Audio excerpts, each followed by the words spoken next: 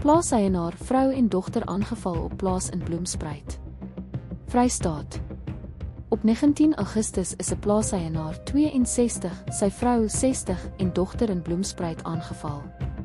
Die egpaar is beseer en na die hospitaal geneem.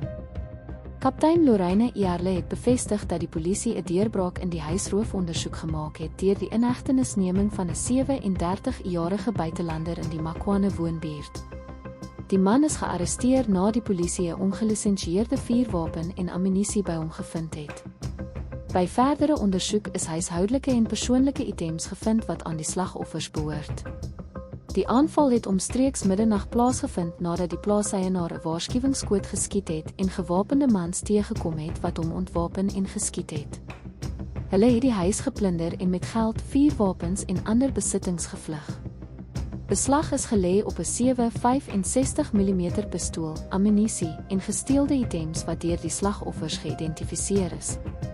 Die verdagte sal binnekort in die hof verskyn op aanklag van besit van 'n ongelisensieerde vuurwapen, ammunisie en vermoedelik gesteelde eiendom.